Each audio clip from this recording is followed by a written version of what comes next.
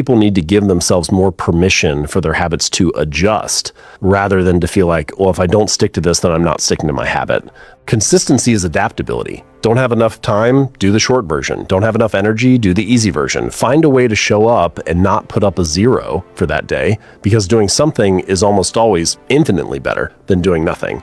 In a lot of ways, the bad days are more important than the good days. It's actually the bad workouts, the ones where I don't really feel like doing much, but I get in there and I just do like a couple sets of squats. That day counts for more because I showed up and I didn't put up a 0. It's not about passion. It's not about finding your passion. I actually don't like that word passion. It kind of makes me cringe, because if you think about it, passion, to succeed at anything requires time and effort and boredom and tedium. So let's just say a simple example, you're learning to play the piano. When you first sit down at the piano, you have to play these really insipid tunes. It's so boring. You have to learn finger exercises and scales. On any instrument, you have to learn scales, etc. It's tedious, man. If you think it's got to be passion, forget it. You're never going to get far. The thrill comes after a year of playing the piano, and you get better at it, better and better, and now it starts becoming fun. Then 10 years, it's more fun. Then 20 years, it's fantastic. How does someone go about killing their negative thoughts? Is there a process they can go through to do that?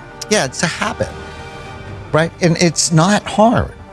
But like any habit, you have to do it repeatedly, like over and over and over and over and over and over. Whenever you have a bad thought, a sad thought, a mad thought, your brain releases a certain set of chemicals that make you feel bad immediately. Your hands get cold. They start to sweat. Your muscles get tense. You start to breathe erratically. And it all happens instantaneously. Here's the exercise. Whenever you feel sad or mad or nervous or out of control, write down what you're thinking and then ask yourself, is it true? Is it absolutely true? How do I feel when I have this thought? How do I act when I have this thought? And what's the outcome of the thought? Then my favorite part of it is take the original thought. Tana never listens to me. Tana's my wife. I've had that thought. And then turn it to the opposite. Tana does listen to me. And then just ask yourself whether or not that's true. So rather than being a victim, so many of my patients are victims of their thoughts until they do the work, right? This is one of the things where do what the F I say. Write down 100 of your worst thoughts. Take them through that process. And by the time you get low frequency sounds of the sort that your voice is, that late night FM DJ voice, are responded to in the brain by neurons, no surprise there, but the frequency that those neurons fire is also low frequency. In other words, when you speak in your low voice, right, the other person's brain hears that and starts firing in a low frequency tone. Right. In other words, it entrains to your voice, not just the timing, but it's actually like you're essentially playing an emotional piano down in the low keys of their mind. Now, when you go up to the high frequencies, the neurons can't follow that high frequency.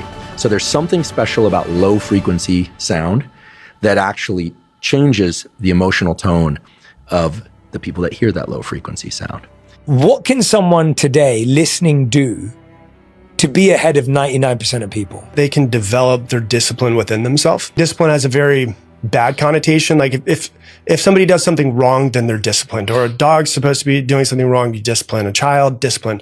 But I think that the connotation that we have with discipline is actually incorrect. I think discipline, if used correctly, is possibly the greatest form of self-love. Because you don't have to have any discipline to do something that's not good for you. So if you want to, sleep in every single day of your life, you don't have to have discipline for that. If you don't want to go to the gym, you don't have to have discipline for that. If you want to just eat the crappiest food that's out there, you don't need discipline for it. But if you want to wake up earlier, you want to make sales calls, grow a business, if you want to get your body in the healthiest shape you possibly can, you need discipline for it. And discipline is always needed for something that is good for you. And so the thing that I think people need to do is they need to develop a different relationship with discipline so that they don't think I'm doing this because I hate myself or because something's wrong or because whatever it might be. It's I'm going to become a more disciplined person because I love myself so much. I know what my life could be if I take this action, and my life will be better if I take this action. I don't want to take this action, but I know that my life will be better if I take this action. So I'm going to take this action because I know future me will thank me for it. And so I think if people need to figure out, how do I get ahead of other people? The thing that I think is, well, what is everybody else doing? And do the exact opposite. Most people are hanging out on their phone. They're not doing a whole lot. And so I'm looking at that and going, well, I'm going to do the exact opposite. I'm going to do the things I don't want to do that I know that are good for me. I'm going to develop a different relationship with discipline. I'm going to be more consistent in everything that I do.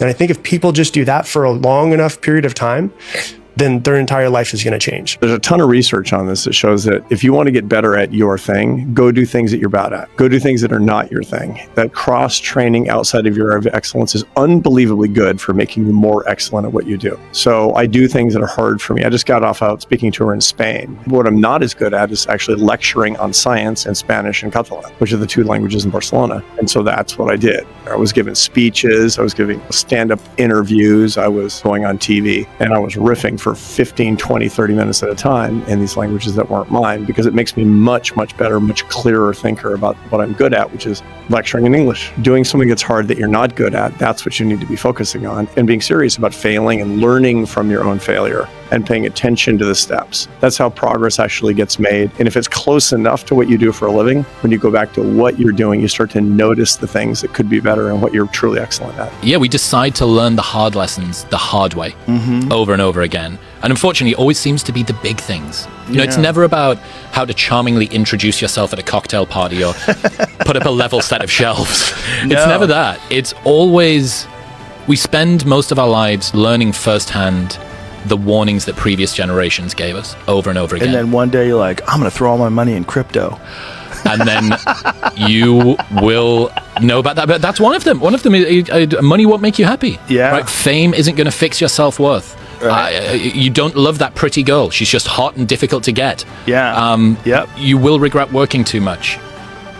Worrying isn't aiding your performance. Yeah. Nothing is as important as you think it is when you're thinking about it. Like over and over again. You should see your parents more. All your worries are a waste of time. Like these. Yeah. It's perfectly okay to cut toxic people out of your life. Like these are so trite. They're such basic bitch insights because everybody has heard them before. But if they're so basic, why does everyone who ends up arriving at them talk about them as if they've just had religious revelation? You know what I mean?